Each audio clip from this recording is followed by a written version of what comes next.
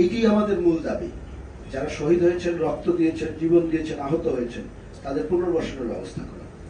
এখন প্রশ্নটি হলো পুনর্বাসন কে করবে? সরকার নিশ্চয়ই। রাষ্ট্র পুনর্বাসন করবে। রাষ্ট্রকে চালাবে? সরকার চালাচ্ছে, বিএনপি তো চালাচ্ছে না, ছাত্রদল তো চালাচ্ছে না। আমরা আগেও বিরোধী দল ছিলাম, এখনো বিরোধী দল আছি। আপনি দেখবেন আমাদের জায়গা থেকে বাংলাদেশ জাতীয়তাবাদী ছাত্রদল যে কোনো ছাত্রের যে কোনো বিপদ আপদে, যে কোনো ছাত্র সংগঠনের যে কোনো সমস্যায় আমরা কিন্তু সব সময় জাতীয়তাবাদী ছাত্রদল তাদের কাছে পাশে ছিল, আছে এবং থাকবে। আমাদের রিজভী সাহেব দেখতে গিয়েছিলেন, আমাদের সিনিয়র যুগ্ম মহাসচিব।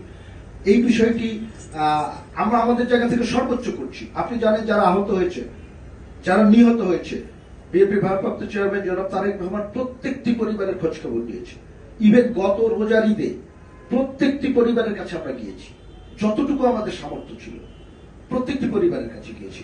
আগামী কোরবানি ঈদে জনাব তারেক রহমানের নির্দেশনায় জাতীয়তাবাদী ছাত্রদল এবং আমরা সাথে অন্যান্য যারা অঙ্গ সংগঠন আছে, আমরা প্রত্যেকটি পরিবারের কাছে গিয়েছি। যারা আহত হয়েছে, যারা বিদেশে চিকিৎসাধীন ছিল, আপনাকে বলতে পারি সিঙ্গাপুরে যারা চিকিৎসাধীন ছিল, থাইল্যান্ডে যারা চিকিৎসাধীন ছিল, এই যে আমাদের যুব দলের সভাপতি আব্দুল মুন্নার নেতৃত্বে, সেখানেও তাদের পাশে আমরা দাঁড়িয়েছি।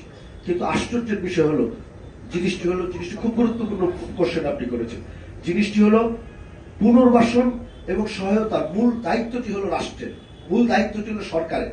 যাদের রক্তের উপরে ভর করে এই সরকার বসে আছে, যে শহীদদের রক্তের উপরে ভর করে সরকার বসে আছে, আজকে পর্যন্ত শহীদদের পুনর্বাসনের কোন উদ্যোগ আমরা দেখিনি। 5 লক্ষ করে টাকা দেওয়া হয়েছে শহীদ পরিবারকে। আপনি খোঁজ দিয়ে দেখবেন বাংলাদেশ জাতীয়তাবাদী দল, আমরা ছাত্র দল এবং আমরা যারা সহযোগী আছে, আমরা সবাই মিলে ছাত্র আন্দোলনে দিচ্ছি। ছাত্র আন্দোলনের কর্মীদেরকে আমরা সউদ্যোগে কর্মীরা অর্থায়ন করে 5 লক্ষ টাকা বেশি অনেককে দিয়েছি, কিন্তু রাষ্ট্র মাত্র 5 লক্ষ টাকা দিয়েছে। আজকে পর্যন্ত কোন শহীদ পরিবারের যারা সদস্য আছে তাদের চাকরির ব্যবস্থা হয়নি, যেটি খুব সহজ কাজ। তাদের পুনর্বাসনের কোনো ব্যবস্থা হয়নি, তাদের স্থায়ীভাবে অর্থনৈতিক মুক্তির কোনো ব্যবস্থা হয়নি।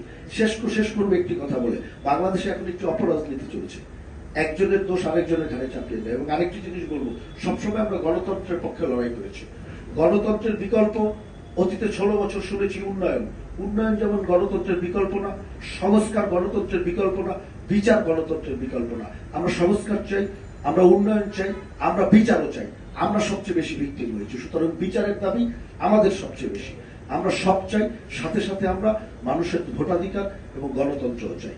আমরা অতীতে যেভাবে ছিলাম, ভবিষ্যতেও আমরা সেইভাবেই ছিলাম।